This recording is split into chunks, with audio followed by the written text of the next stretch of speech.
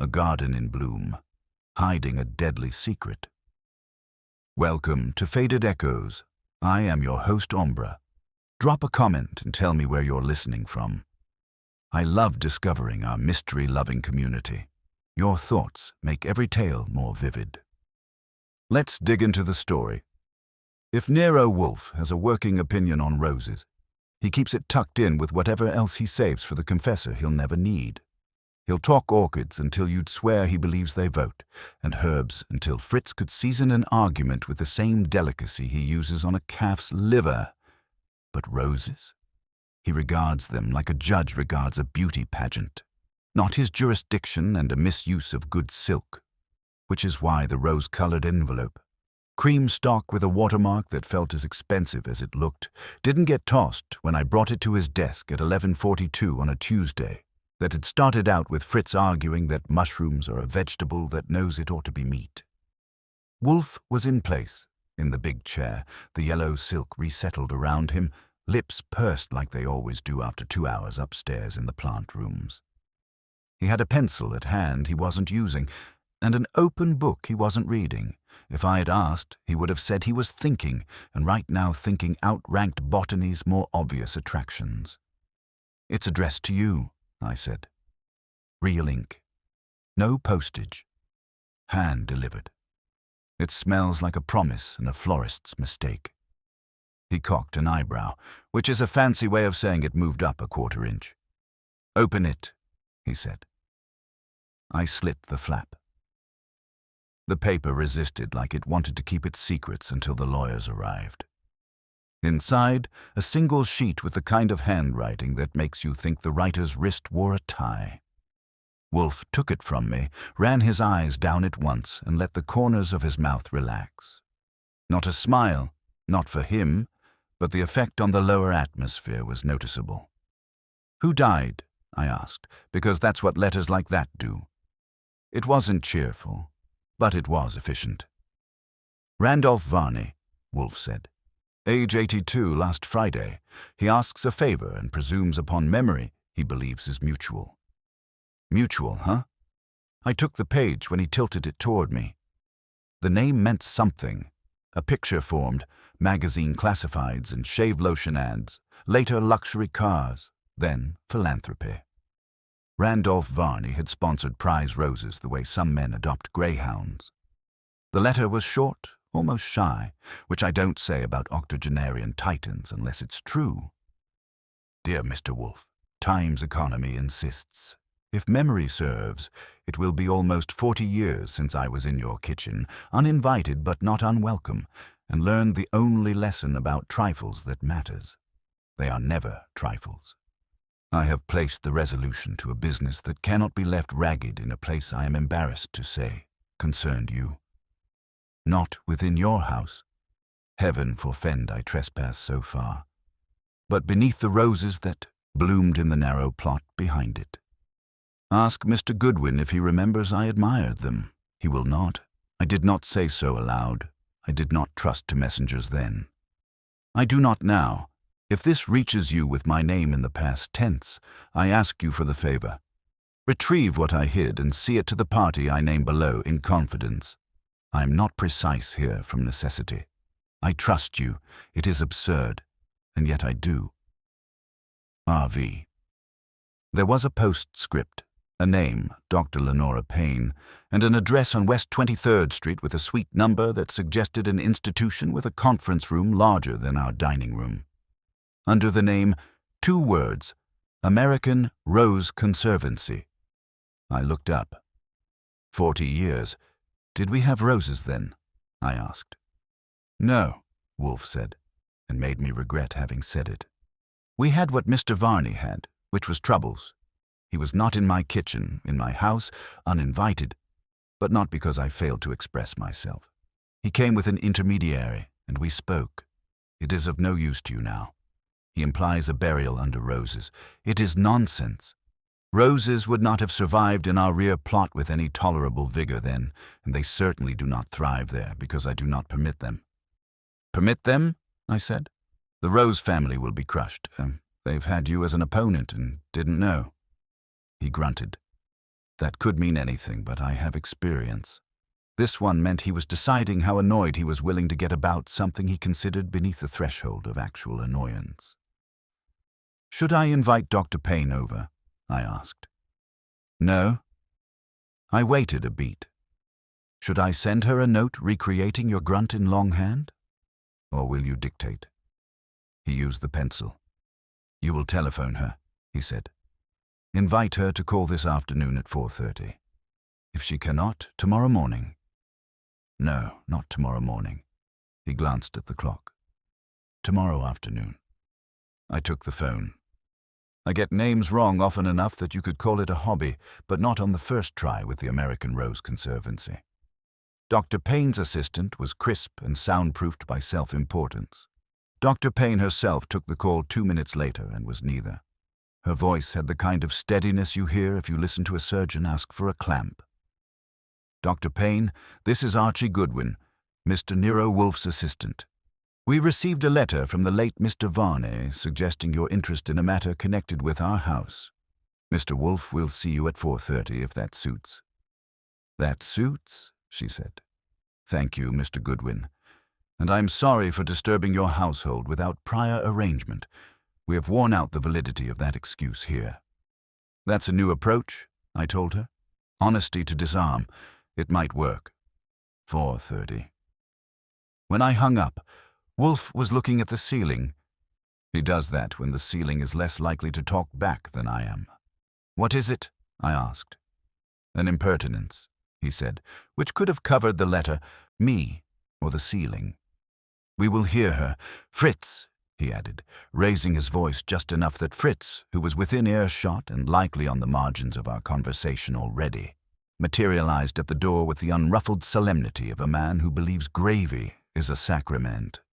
"Yes, sir." "Beer, and later, frisée for dinner." "Yes, sir." Fritz glanced at me and left, making me feel like a minor conspiracy had been launched and I had missed the handshake. At 4:30, the bell rang on time.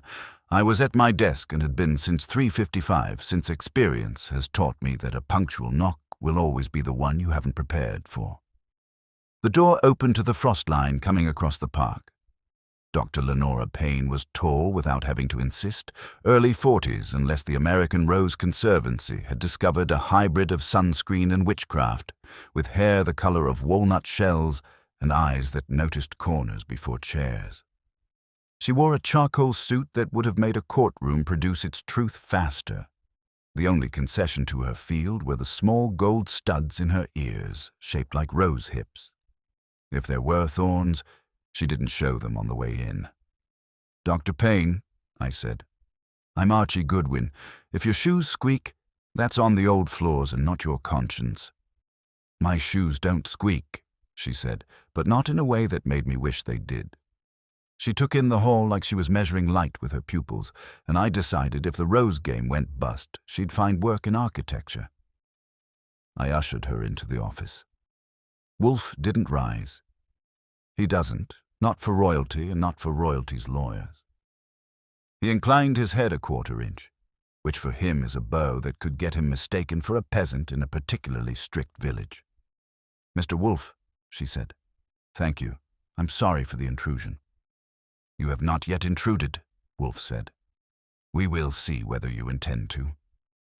She sat where I indicated, the red leather chair that has hosted Methodists, murderers, and sometimes both. I took mine, across and slightly back, where I can watch a face but also a hand, which will usually tell you what the face forgets. "You knew Mr. Varney?" she asked. "We met," Wolfe said, "some years ago." "He is dead," she said. "As you know, he was an important benefactor and," she paused, "and difficult. He called me 2 weeks before he died and told me that he had hidden his word was token, of the Conservancy's origin. He said the token was the difference between honesty and reputation. He intended me to be the custodian of whatever arrangement he made with you." "Token," Wolfe repeated, "concealed beneath roses that do not exist." "Not now," she said. "Then. There were no roses then," he snapped, and for a second the air got a dent in it. I leaned forward. He could be wrong about the location, I suggested. Or lying, or using the word roses to describe something he thought we would understand differently. Did he tell you how the token got where it is without involving our landlord and a spade? He did not say. Her hands were steady on her bag. He said only that he regretted burdening you with it. His words. He regretted having done it the way he did, and that if he died first, he would not be able to undo it.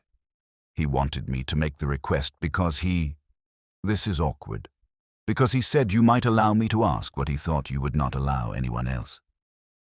Wolfe closed his eyes. Not to sleep. He does that when language presents itself like a tray he didn't order. When he opened them, he aimed them at me like I'd done something more dramatic than breathe. "Mr. Goodwin," he said, "take down her particulars." I took a notebook. "Name, address," I said. She gave them. I asked for the Conservancy's details. "The American Rose Conservancy," she said, "had offices on West 23rd, a demonstration garden on Staten Island, money scattered across several funds that a treasurer would be happy to recite to the third decimal, a board that included enough wealthy opinion to sink or fuel a warship, and a staff that could be counted on 2 hands with fingers left over to hold pruneurs." "Mr. Varney hinted at origin," Wolfe said. "Whose origin?" "Ours. The Conservancy's founding. We were built out of a merger 22 years ago between 3 smaller groups. One of them was the East River Rose Society, which had a collection of heirloom cultivars and a very flexible approach to documentation. There has always been a question, we call it a little joke, about whether some of our old roses are old, only in the sense that somebody said so a long time ago, and no one could afford to be certain either way. Mr. Varney believed in the romance of certainty. He also hated our current board chair. "Names," Wolfe said. "Victor Krauss," she said, "estate litigator. He has never met an hour he didn't want to bill. There are others. Our treasurer, Owen Rook, is brittle about money and good with it.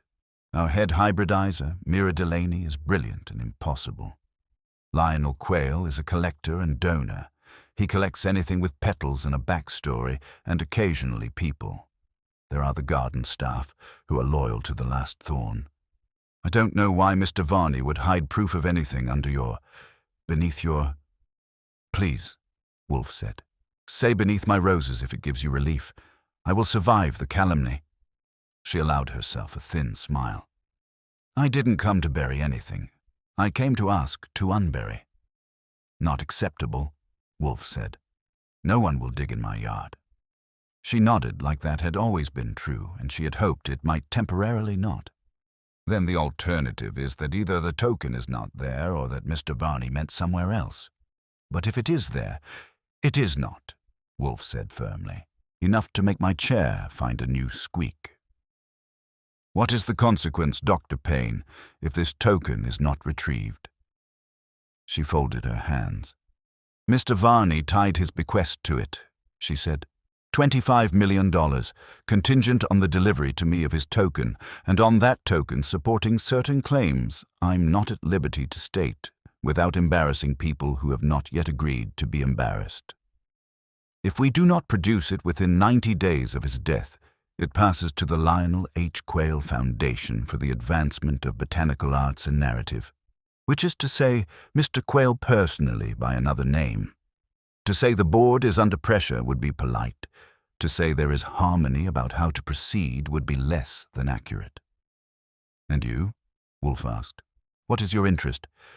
"Not professionally. Myself, I have no patience with institutional consciences. What do you want?" She thought about it. "I want things to be what they say they are," she said. "I spend my days with people who name things carefully. Roses require patience and honesty, or they punish you by coming back wrong. Mr. Varney was difficult, arrogant, and could be casually unkind. He was also, sometimes, stupidly brave.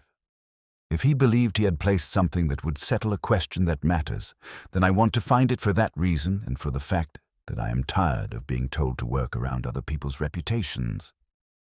It wasn't a speech that sang, but it didn't need to. It was the kind of thing I like to hear in the office because it means I won't get bored with the lies. Fee, Wolfe said, as if he had just remembered the commerce of it. $5,000 as a retainer. Expenses to be discussed daily, if I accept. She did not blink. You accept? I do, he said. I surprised myself by turning my head too fast. He ignored me. You will not dig in my yard, he said, which, in case you're new here, meant he was willing to go to prison before he allowed it. You will not publicize our engagement or our address. Mr. Goodwin will call on the persons you name and will appraise me of their character from his inspection. You will furnish him with introductions where required, and you will keep your board from interfering long enough for me to work. Her chin went up a fraction. I can't promise the last entirely. Then do not ask me to wring blood from stones, he said. Mr. Varney's impertinence requires me to act. I will act, but I will not be stampeded. Which was when it got interesting for me. Wolfe doesn't say requires me to act about many things except dinner. He was, no, consult your thesaurus for synonyms for irked and then throw them away. He was affronted. He was accepting anyway. There was a reason. There's always a reason, but this one would itch. She opened her bag, took out a checkbook, and wrote the retainer without discussion. I stood to take it and felt her watch me take it, like she was making a note about where it went. I put it in the drawer where it belongs until it becomes a deposit, and then grease. Mr. Goodwin will come to you tomorrow at 10, Wolfe said. You will prepare for him a list of your board and staff, their residences, their access to your funds and collections, the conditions of Mr. Varney's bequest in full, any correspondence that mentions this token, and a complete description of the token if you possess one. I don't, she said. If I did, we would be having a different conversation. All I have is his call, a note from his attorney about the bequest, and a change in how certain people smile at me. Smiles, Wolfe said, disgusted. Brittle masks for small teeth. Mr. Goodwin, show Dr. Payne out. I did, not because she needed it, but because manners can find an opportunity faster than a clue. In the hall she paused. Mr. Goodwin, is he often like that? She asked. He is never not like that, I said. If he ever isn't, you should run. It would mean the world had shifted and knives were falling from the ceiling. She smiled with the kind of control a rigid stem likes in a bloom. We have 90 days, she said. Mr. Krause will try to move faster. Mr. Quayle will attempt graciousness and demand it back with interest. Ms. Delaney will say something unforgivable and be technically right. Mr. Rook will count until he feels safe and then stop too soon. If there is a token, and if it says what Mr. Varney believes, it will hurt before it heals. I'll bring bandages, I told her. 10 o'clock. I closed the door behind her and turned to go back in when my nose caught it, faint under the usual medley of wax, wood, and male pride. Roses. Not the big, gaudy florist's kind, but tea roses, a stale ghost of last night's perfume on a scarf. I checked the coat tree and the umbrella stand like an idiot, and saw nothing but my hat and a cane that belongs to no one living. It wasn't strong enough to bother with. I filed it and went back to the office. Wolfe had not moved. The pencil was still between his fingers.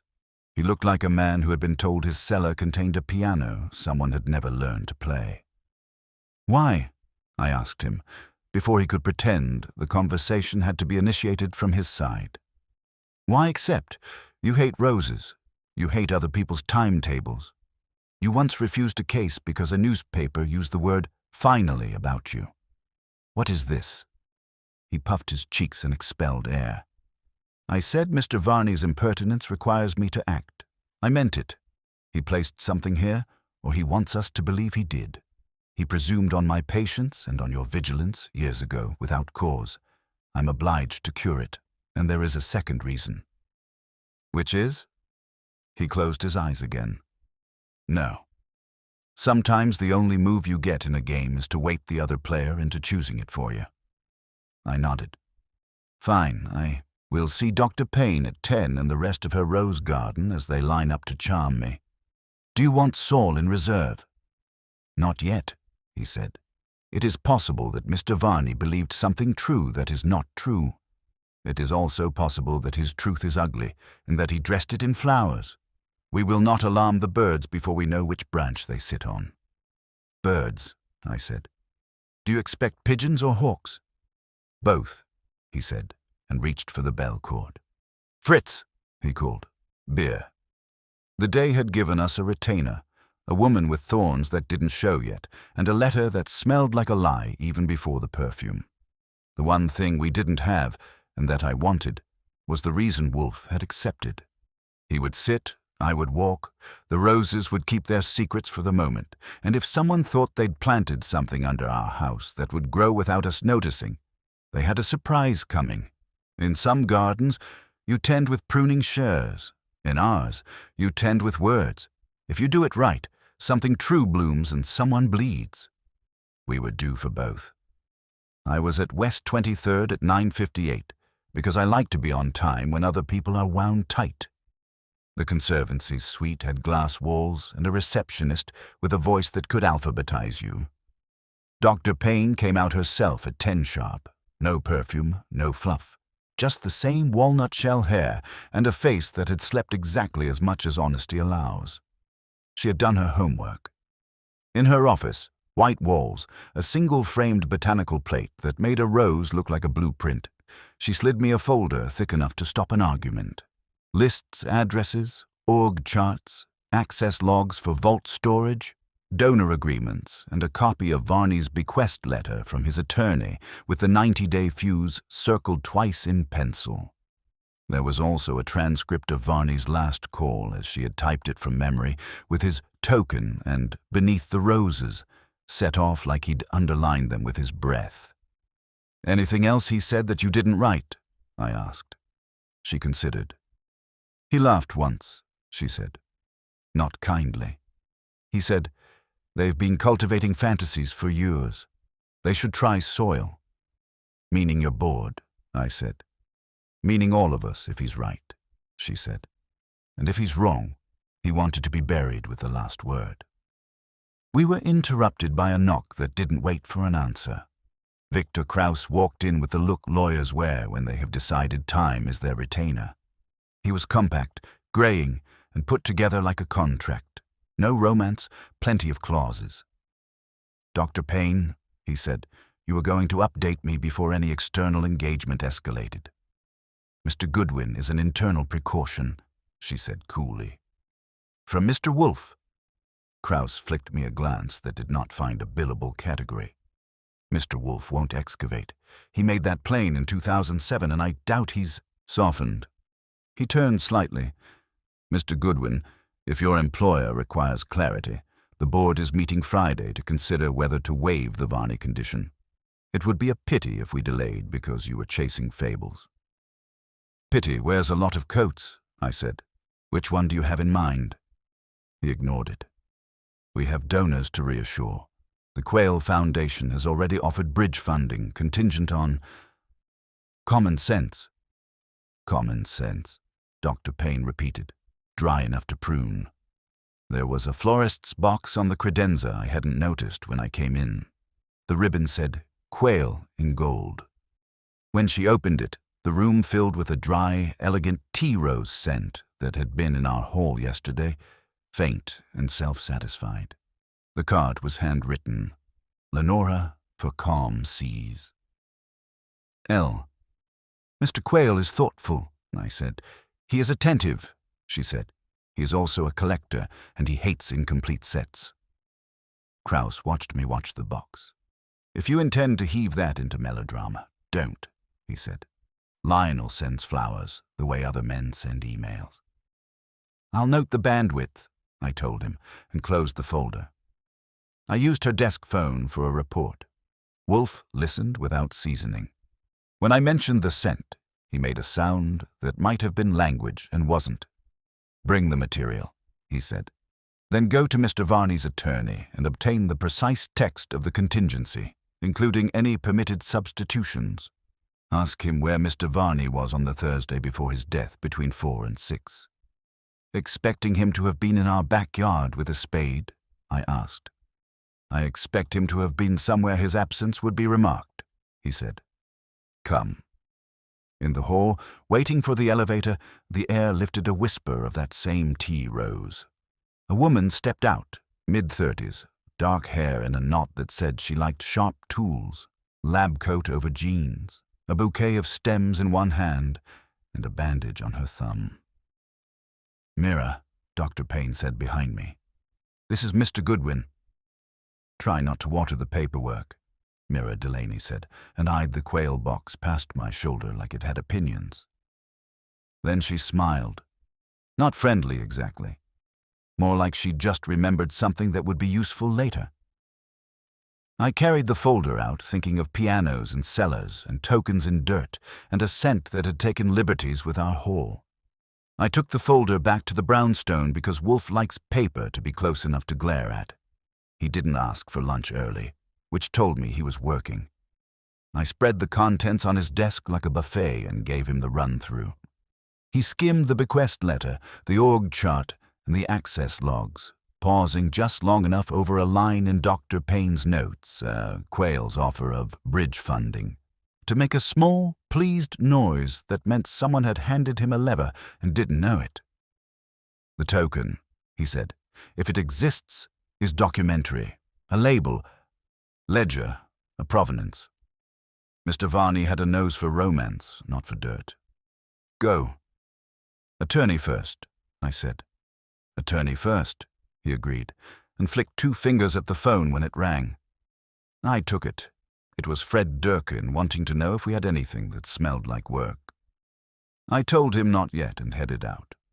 Harlan S. Moffat, esquerned. Kept his plaque on Madison and his tie the same color as his walls. He was the kind of estate lawyer who has his hair parted by precedent. He read my card, read Dr. Payne's, and let me read. The will's clause was unambiguous and absurd in equal measure. I direct the sum of $25 million to the American Rose Conservancy upon delivery to Dr. Lenora Payne of the token I concealed beneath the roses behind Mr. Nero Wolfe's house in 1987, which shall settle the provenance dispute of the East River Rose Society's heirloom series to my satisfaction. Delivery shall be within 90 days of my death.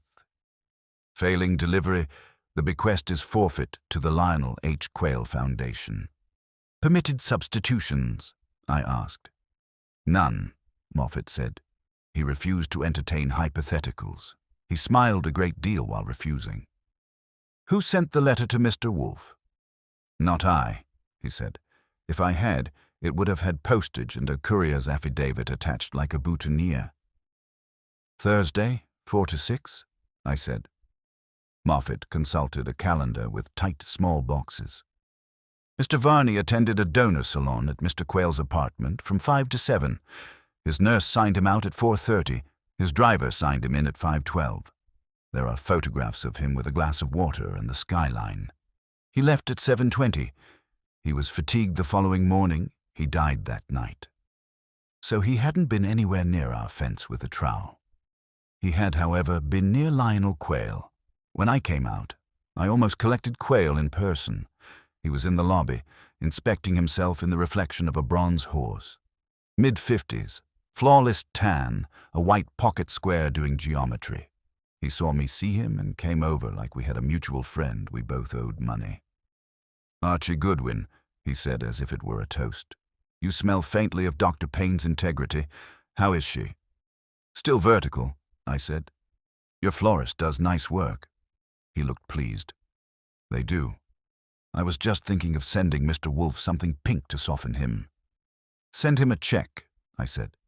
It has a better chance of getting in the door. He laughed and let it linger. Do tell him I am happy to be of help, though between us, Archie.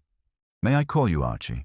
If the old man hid a grail under your employer's shrubbery, I will be fascinated to see what grows when you water it. Between us, I said. I don't water anything Mr. Wolfe hasn't pointed at. He gave me a card that felt like it tipped. "Do point," he said, and sailed off. I called Wolfe from the curb. "Clause is iron, no substitutions." Varney was at Quayle's on Thursday. Quayle is charming with teeth. "Phooey," Wolfe said. "Come home. We will look at 87. We looked at 87 the way Wolfe likes, not memory first, but paper. My daybooks live in the cabinet to the right of my desk, alphabetized by nothing except year and spite. I hauled the 1987 volume and the next on top of his blotter. He touched it like a priest touches a relic, which is to say, without expecting miracles. It didn't take long. June, heat wave, Fritz threatening to adopt a fan. Thursday the 18th, 11:20 a.m., visitor Randolph Varney, introduced by Victor Kraus, assistant counsel, scribbled in my hand. They were shown into the kitchen because Wolfe refused the office on account of Varney's breath and intentions, and I recorded that verbatim because it had amused me at the time. 2:10 p.m., city crew in rear for drain inspection, shallow trench along fence, Fritz aggrieved about trampling chervil, paid $3 cash to the foreman to stop whistling. 4:45 p.m., Theodore reported orchid mites. Wolfe swore in Serbo-Croatian. Dinner was calves' brains and peas. "Phooey," Wolfe said, but it was the pleased phooey, the kind that means the universe has consented to keep its shape. Mr. Varney came with Kraus, used the kitchen, and the ground was disturbed that afternoon. And the roses. Fritz solved that, called in from the dining room when I yelled. "It was the year you decided you would allow me my pelargonium, sir," he said, with a dignity that suggested we had all survived a war. A tar of rose. 3 plants in the rear bed near the kitchen stoop, for syrup and for cake. They are not roses. They are herbs. You said I could keep them because they were useful and did not shout. Wolfe grunted. Mr. Varney was a poet of the obvious. He buried something under herbs that smell like roses and trusted to our disdain. He looked at me. "Has that bed been moved?" Fritz nodded. "In 2007, after the men replaced the drain, I shifted the pelargonium to a half-barrel. The soil in the bed was turned. I found nothing, only an old marble and a rusty button." "Not nothing," Wolfe said softly. "Something was there or was never there. Someone may have taken what Mr. Varney left. When did you move the barrel back?" 2 years ago, Fritz said. "The half-barrel rotted. I replanted slips in the same spot. The scent in the hall yesterday rose up again in my nose like it had been waiting. We had a whisper of tea rose in the front. Monday, I said. No one we know has taken to perfume." Wolfe's eyes slid to the green baize door to the hall. "The kitchen door, Mr. Goodwin. See whether the latch shows fresh polish. Look in the mat for grit that is not ours. If a fool has been here to look for a prize, he may have left a calling card." I went, checked, and came back with a sliver of stiff, shiny paper with one edge gold. It had been wedged in the crack by the sill, like it had fallen and then thought better of leaving. The fiber felt familiar. So did the gilt. "Florist's card stock," I said. "The fancy kind. Quayle's box used it. Not proof of Lionel," Wolfe said, but he didn't mind the direction. "Proof that someone with flowers on their mind has trespassed, lightly and lately. We will not dig," he added, as if I had suggested it, which I had not. "We will let the token draw those who need it." "Starting with Kraus," I said, tapping the daybook. "He's been coming in the kitchen door for decades." "Call him," Wolfe said. "Tell him I require him here at 6, and that the subject is his conduct in 1987. He'll come. Men who rely on time don't like being told theirs is remembered." Kraus answered on the second ring and didn't waste syllables. At 6, he was on our stoop, hat tucked under his arm, eyes doing the calculus of advantage versus insult. I let him in. He didn't smell like tea rose. He smelled like rain that had decided to be a suit. Wolfe didn't offer a drink. Kraus sat, put his hat on his knee like it might testify. In June of 1987, Wolfe began, you brought Mr. Varney to my kitchen. You will tell me why and what he did and what you thought of it.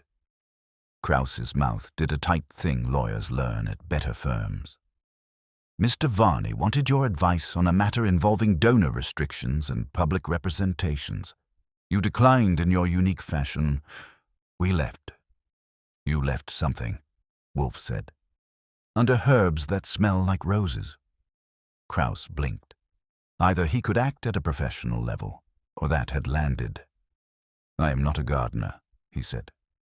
Nor am I, Wolfe said. Nevertheless, Mr. Varney contrived to place a token in my yard without violating my express prohibition.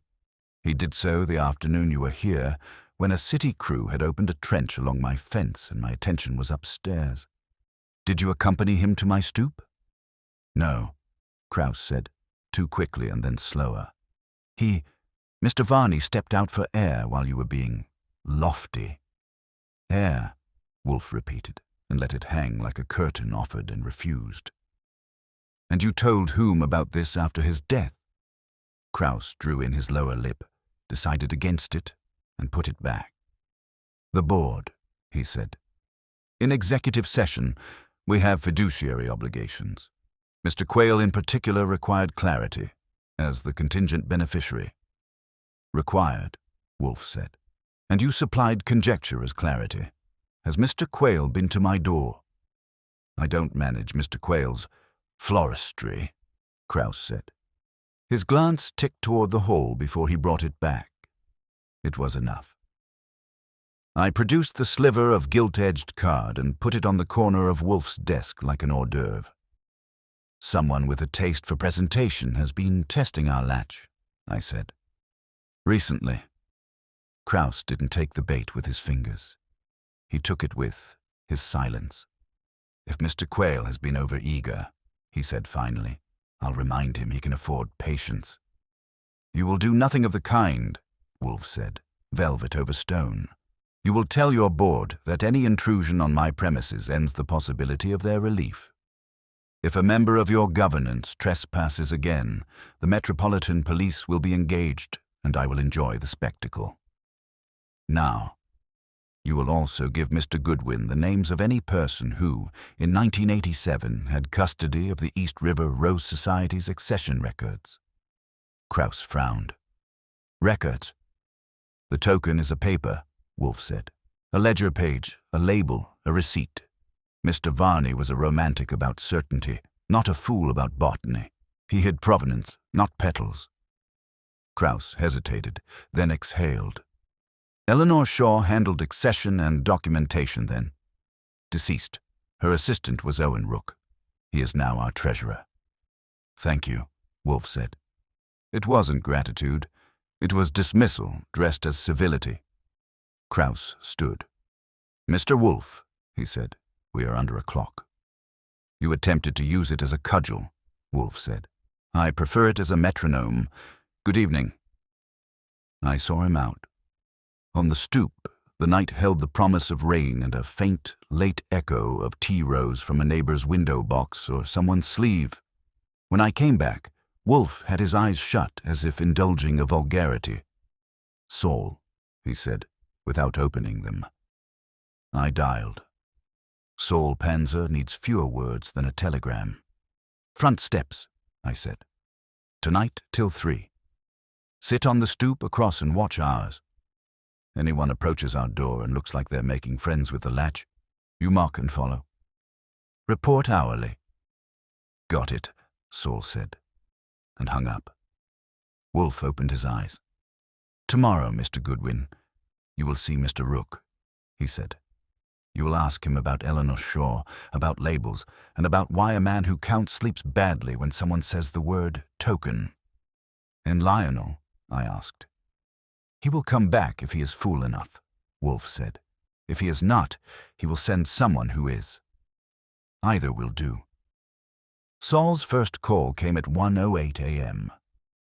The man in a camel coat paused at our stoop, tried the latch lightly with his thumb, then crossed the street and made a leisurely loop around the block. Saul tailed him to a garage on 54th, where the nightman knew him well enough to buzz the gate without asking.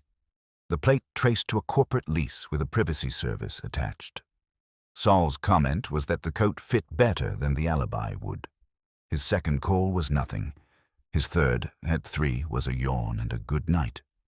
At 9:30, I was in Owen Rook's doorway. He had brittled down to a cufflink, small, neat, hair parted like a ledger, and a face that had spent years telling columns to behave. His office smelled faintly of printer ozone and something medicinal. "Mr. Goodwin," he said, and touched the folder I carried like it was a live wire. "Lenora said you wanted accession history. It's dull until it isn't." "I have a high boredom tolerance," I said. "Eleanor Shaw?" He looked past me at a white wall and brought his eyes back with effort. Eleanor was meticulous, too meticulous for some donors. I was her assistant in '87.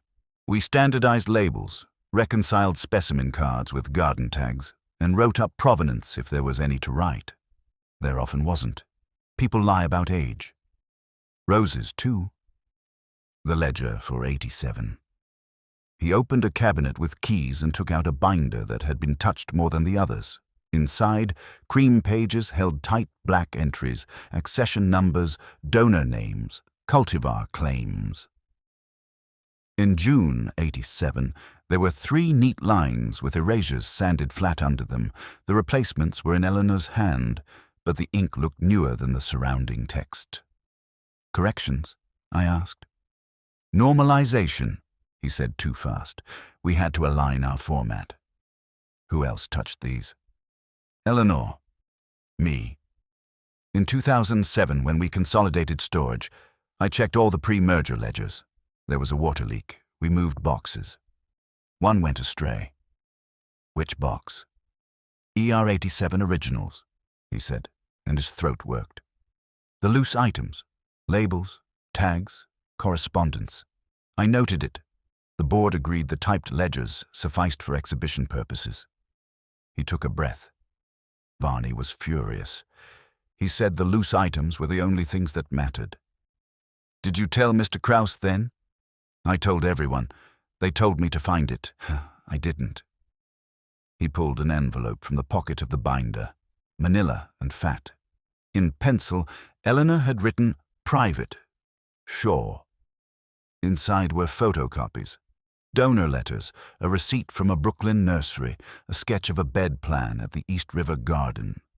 The paper was modern white with streaks. The originals would have been cream and had weight. He watched me see it. "I found this like this last week," he said. "It wasn't like this. I don't know when it changed. The envelope was where it should be. The contents weren't. Who has your keys?" "Me, Lenora. Facilities for emergencies and—" He stopped, then went on. "Mr. Krause had a set during the audit last year." "And Mr. Quayle?" I asked. "He has a key to the front door," he said. "Distaste like chalk. Not to archives." There was a nick on his right thumb under the nail bed, fresh and pink. He saw me see it and tucked his hand in. "Paper," he said. "It cuts." "Sometimes," I agreed. I phoned Wolfe from the hall. He listened until I got to ER87 Originals and the private envelope. When I said photocopies, his grunt was disgust and confirmation at once. "Someone found the token where Mr. Varney put it," he said. "Or someone had it all along and replaced it with husks. Mr. Rook is a miser of facts and money. Ask him who has been in that room at night." "Night," I said. "Men who steal paper prefer to sneeze in privacy," he said. "Also ask him why he wrote to Mr. Quayle 6 months ago proposing to regularize the provenance question for a fee. It is in the correspondence packet Dr. Payne gave you, page 9. I had missed it. I went back in and laid the letter on Rook's blotter. He went white around the eyes. "That," he said, "was a proposal to pay for independent testing." "That," I said, "was a bid to be bought off." He fought, then dropped his shoulders. "I don't want Lionel's money," he said. "I want this to stop making us ridiculous." "Then stop being ridiculous," I said. "Who's been in at night?" He swallowed. Facilities logged Mira here Sunday. She said she was calibrating the growth chamber. The archive has a growth chamber, I said. He winced. We share the climate system. Which was when my phone buzzed. Saul, daytime voice. Visitor just now to your back gate, he said. Didn't try it. Looked, sniffed, left. Woman, dark bob, lab coat under a rain shell, heading east. Mira, I told him. Got her, he said, and clicked off. I called Wolfe from Rook's Hall. Mira just tested our back gate, I said. Saul's on her. Do not confront her about it, Wolfe said. See her. Ask about Sunday night in the climate system. Observe her hands. Then tell Mr. Krause that I shall have a conference at 8:30 this evening. Attendance is compulsory. Dr. Payne, Mr. Quayle, Mr. Rook, Ms. Delaney, himself. Use that word. Compulsory. Got it. Saul buzzed again before I reached the elevator. She stopped at a copy shop on 8th, he said. Bought archival sleeves, glue stick, and a roll of linen tape. Now angling south. Keep her, I said, and headed for the lab. Mira's domain was glass, steel, and humidity. On a bench, stems in water, dissecting scope, and 3 labeled vials. Phenethyl alcohol, citronellol, geraniol. The room smelled like a rose remembered by a chemist. She waved a gloved hand without looking up. You've come to accuse me of breathing on your gate, she said. I've come to ask about Sunday, I said. Calibration. The archive shares your climate system. She glanced up. The knot of hair hadn't moved since yesterday. It does. The hygrometer lagged. I nudged it. Rook signed my access. You can check. I will. Eleanor Shaw. Mira's mouth made half a smile. Eleanor was the only adult in the room.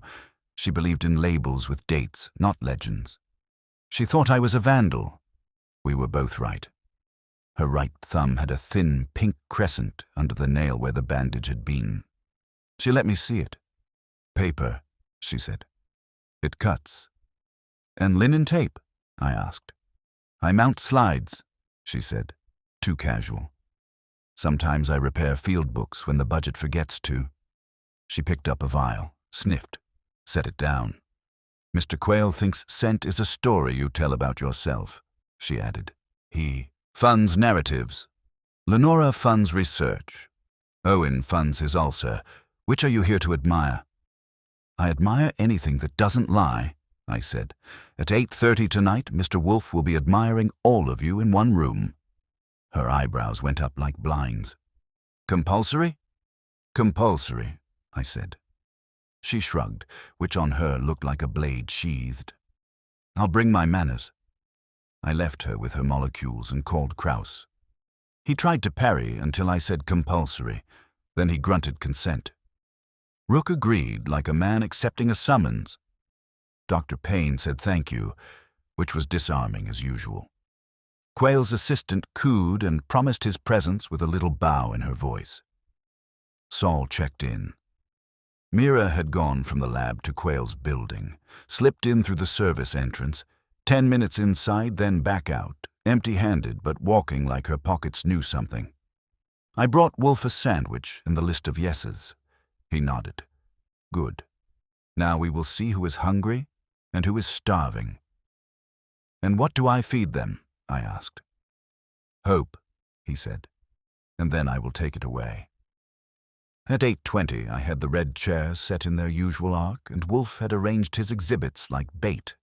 My 1987 daybook opened June, the private Shaw envelope with its lean copies, the gilt-edged sliver under a paperweight, and, for his own satisfaction, a pelargonium leaf in a saucer, green and homely as truth.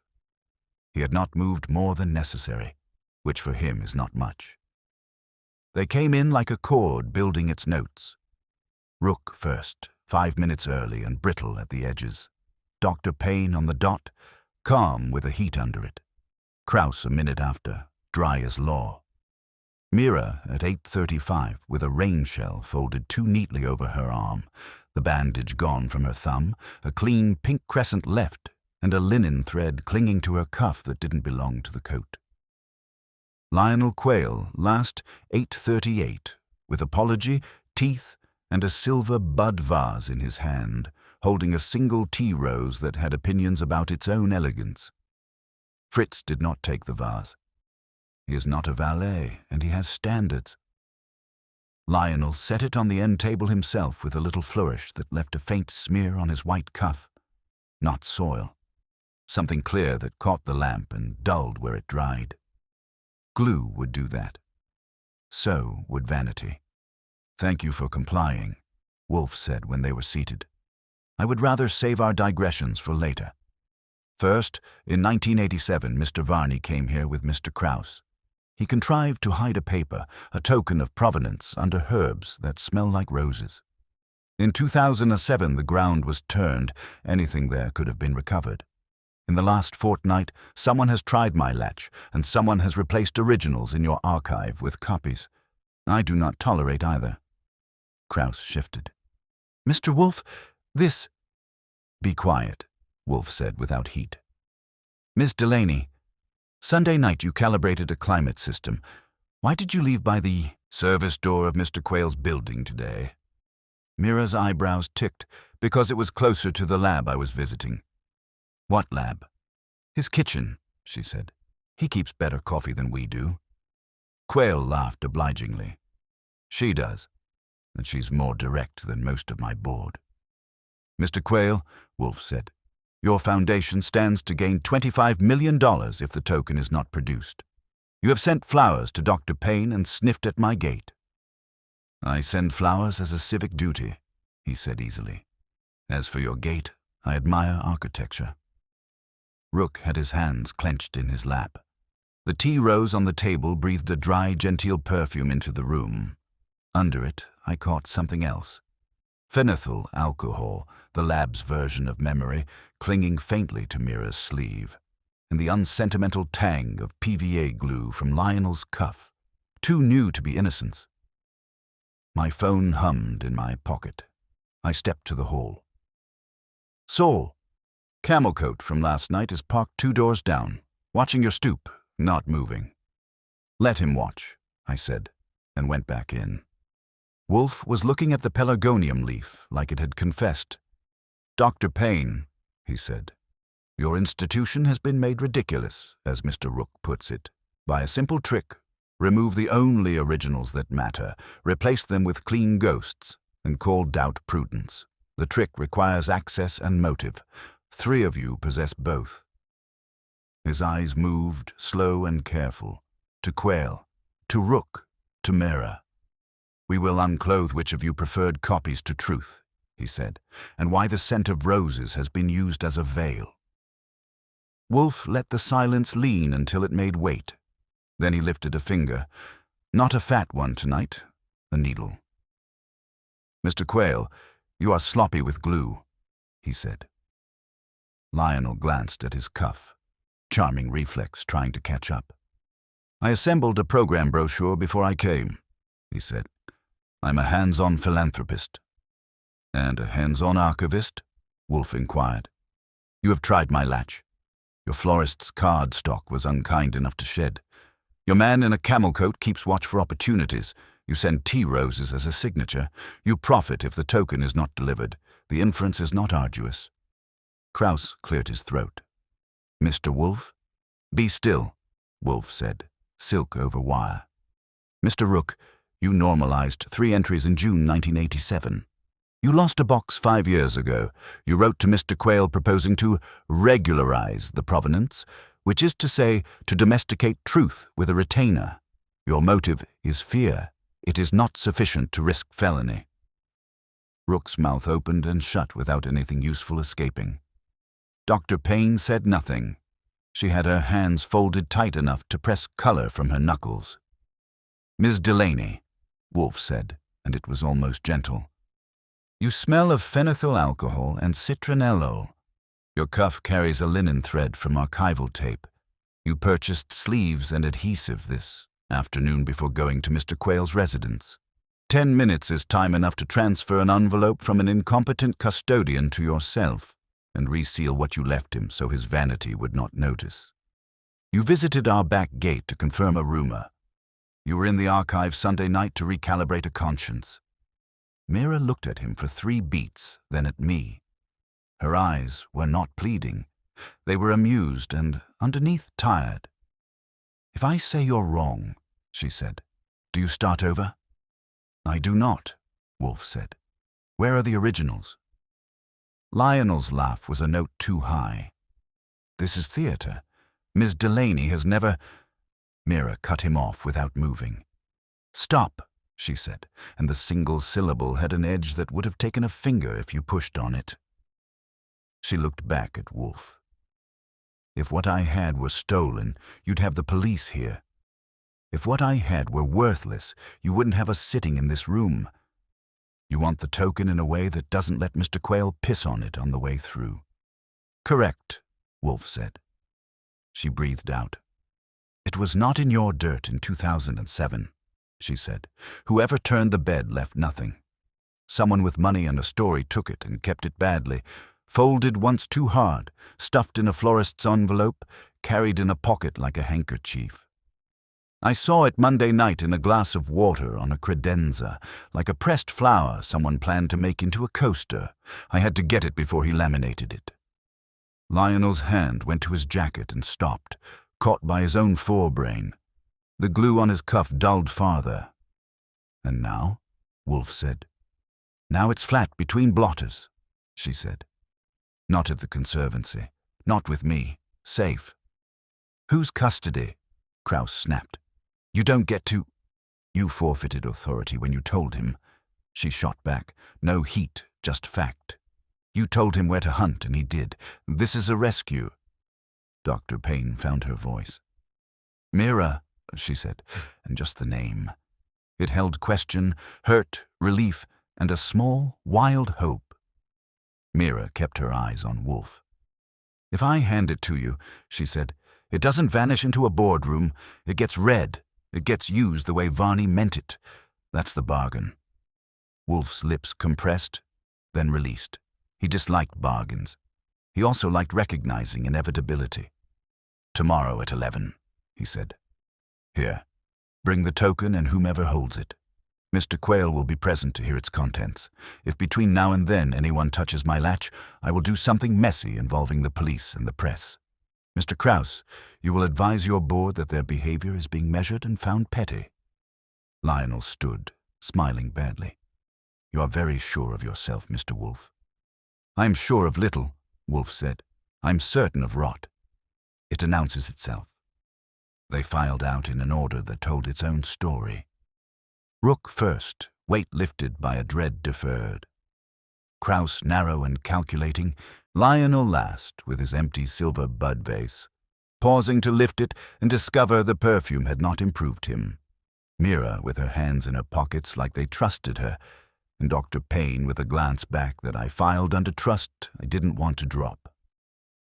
When the door shut, Wolfe rang for beer and closed his eyes. "Saul," he told me, without opening them. "On Miss Delaney. Discreetly. If she is intercepted, I want the interceptors." Saul's voice on the line was dry. "Camelcoat just started his engine," he said. "I'll be there." Saul checked in at 9:15 with the sound of light rain on his end. "Camelcoat slept late and left," he said. "Picked up a newspaper, stared at your stoop like it had insulted his mother, and drove off. No contact with any of our people." "Stay loose," I told him. 11. By 10:30, the office was what Wolfe likes it to be before a conclusion. Tidy, orderly, and mute. He had added one item to last night's bait. An empty florist's envelope with Quayle embossed on the flap, set between the pelargonium leaf and the sliver of gilt card, as if the 3 of them could be persuaded to testify. He had also put the bell pull where his hand could find it without drama. If he meant to consume someone, he preferred the napkin handy. They arrived on time because compulsion had been the word. Dr. Payne first, her steadiness tuned tighter but holding. Rook next, a notch paler but with his jaw set in a way that told me he was tired of being small. Kraus came with a mouth like a closed briefcase. Lionel drifted in at 5 past with a smile that had not learned overnight. His cuff was spotless this time, or at least drier. Mira came last, not hurried. She wore a plain black satchel crosswise, and she had brought someone, a compact woman in her 50s with the hands of a person who asks paper to do what it wants to do, not what she tells it. Her glasses were the only concession to decoration. She carried a flat portfolio wrapped in clean cotton. Mira said, "This is Ms. Anna Koch, bookbinder and conservator. She took custody last night. She'll vouch what she saw." Ms. Koch nodded once to Wolfe. "Mr. Panzer brought me to Ms. Delaney at 10, she said. She delivered a folded document and 2 tags, damp at the folds, with evidence of recent poor handling. There was also a short letter. I flattened them in an unheated press, no adhesive used. I did not mend. I kept them in my custody. They have not been out of my sight since." She laid the portfolio on Wolfe's desk like a priest laying out sacraments. "Thank you," Wolfe said. "Your invoice will be paid. Mr. Goodwin." I opened the portfolio with the care paper deserves. Inside lay a ledger leaf cream with age and thick with the kind of ink that refuses to fade politely. The top margin held East River Rose Society. Accessions 1987 in Eleanor Shaw's precise hand. 3 entries in June had neat strike-throughs and replacements just as we'd seen in the binder. Only here the strike-throughs were second. The originals were re-emerging, slanted, aggressive, and not in Shaw's hand. Next to the accession numbers someone had written in that other hand. Shipments from W.H. Breslin, Brooklyn, 83 introductions, rename per donor request, heirloom series. Tucked under a slitted corner were 2 aluminum tags, scuffed and old. One read Breslin 8317. The other, in a different punch, Urs H2. The short letter on the Conservancy's pre-merger stationery was in Shaw's hand and in a voice that did not forgive. "Mr. Varney, the donor insists. Mr. Quayle pushes. Counsel says, interpret. I will not destroy originals. If we are to lie, I will keep the truth somewhere it will be found when the lie becomes untenable. Your kitchen was very kind to me. E.S." No one had remembered Eleanor Shaw in the last day except as a function. The letter made her stand up in the room. It also put a date, a name, and a method together in a way even I could feel hit bone.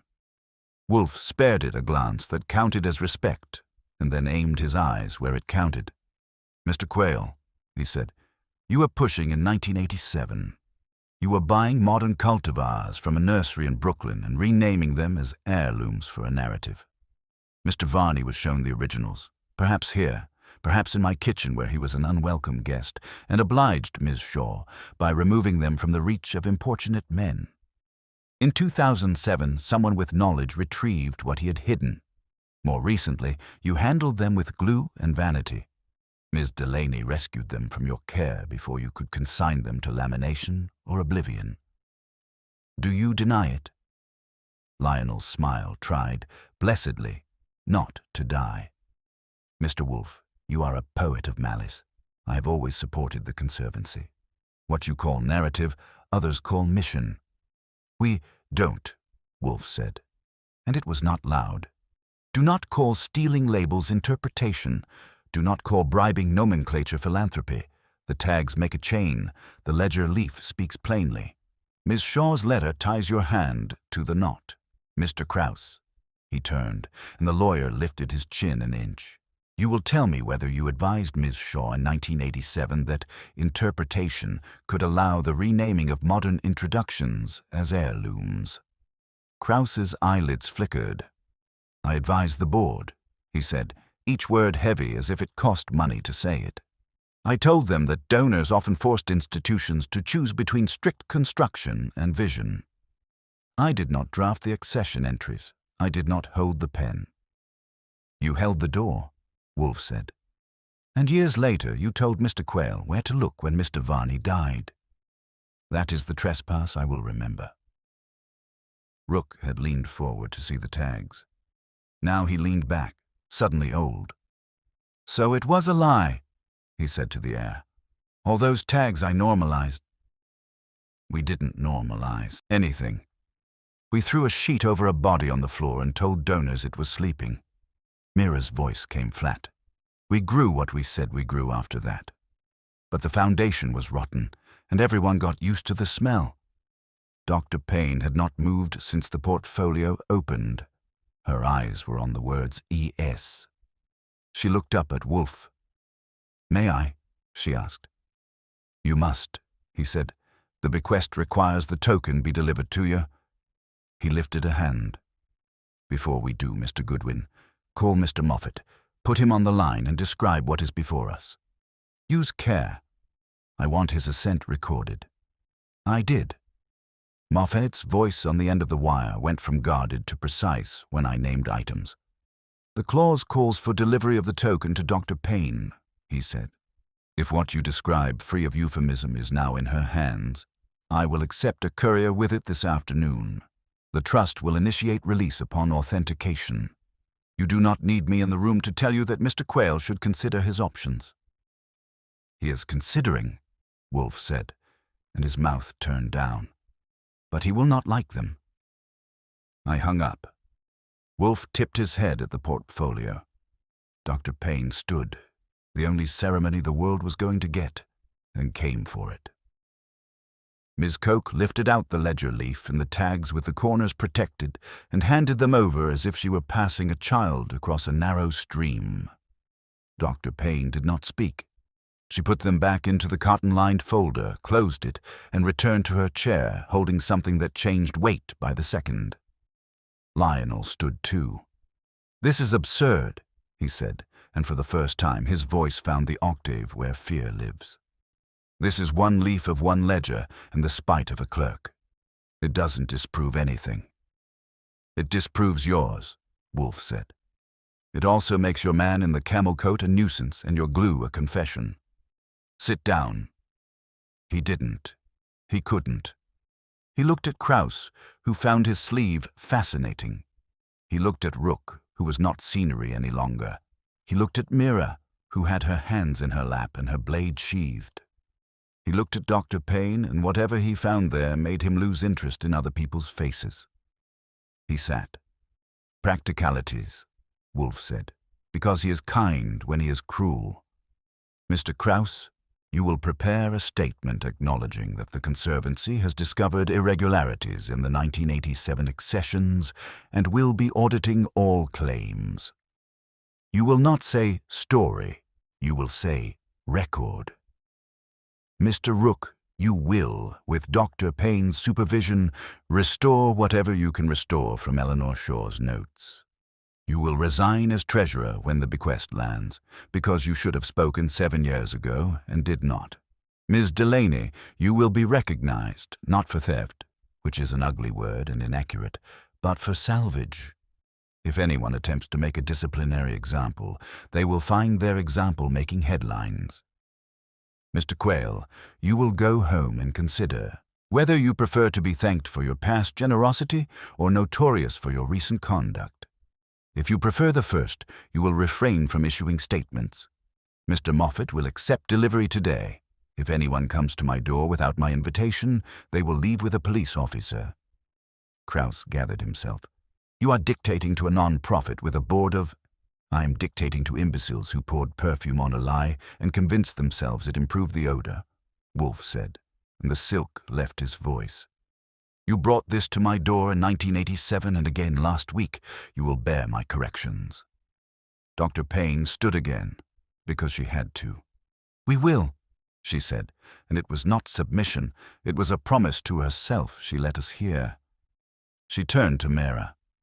"Thank you," she said. "I won't forget that you chose the cut you couldn't mend." Mira ducked her head and looked for once like she wanted a lab coat between her and the air. "I want the thing to be what it says," she said. "Now it can be." "Mr. Goodwin," Wolfe said, "accompany Dr. Payne and Ms. Coke to Mr. Moffat. Stay with the portfolio until it is receipt stamped. Then take Ms. Coke to lunch and pay her too much." "I'll try," I said. She looks like she's inoculated against that. Dr. Payne tucked the portfolio under her arm like competence carries everything the same way. They went. Rook went with them as far as the door and then stopped, as if he had remembered he had to learn how to resign without falling apart. Kraus made a note in a book and then shut it hard. Lionel rose, fixed his cuff, and tried a last time to grow a white flag in his face. He couldn't. He left without an arrangement of his mouth that anyone would want photographed. When I got back at 3 with a receipt in my pocket and the delicious feeling of money moving in the right direction without making noise, Wolfe had done almost nothing visible. He had drunk beer. He had not moved his chair. He had, however, allowed Fritz to put a plate of something brown and aromatic within reach. Fritz believes justice is hungry. "Delivered?" Wolfe asked. "Stamped," I said. Moffat was almost human about it. He wants dinner with Fritz in another life. Miss Koch refused to let me overpay because she is unreasonable. Dr. Payne kept her hands flat on the table until he handed her a copy of the release schedule. Rook signed a resignation letter in the hall outside and looked 5 pounds lighter and 20 years older. Mira went back to the lab and told Saul he could go home. He said he'd leave when the camel coat did. "The camel coat can rot," Wolfe said, and took a forkful. We had the office to ourselves again. The pelargonium leaf had curled at the edges. I flipped the quail envelope so the letters were face down. "You're going to tell me the second reason you took this," I said. "You got your impertinence cured. That's one. The other." He set the fork down and looked at me like I was an herb he tolerated. "I dislike being the custodian of other men's contingencies," he said. "Mr. Varney made me one when he put his truth in my soil. He compounded it by pretending it would force virtue in others. I took this because it was a trespass that needed ending and because I prefer the odor of truth, even if it is none, to the stench of narrative." He leaned back. "And because roses," he added, and his mouth twitched, "are insufferable." "Tell them that," I said. "They'll stop showing up at the office with bud vases." He closed his eyes. "Roses do not show up. Men do, and they bring their perfumes." Fritz rang the gong like he'd been waiting to for a month. Dinner was lamb shoulder slow enough to shame a clock, with white beans that made a case for civilization. Wolfe ate as if the world had not tried to adulterate itself all day. When we were done and the beer had argued successfully with the sauce, he made the comment that closes a case and pays for it. "Labels are assertions," he said. "Plants know nothing of them. Men do. A false label is not a mistake.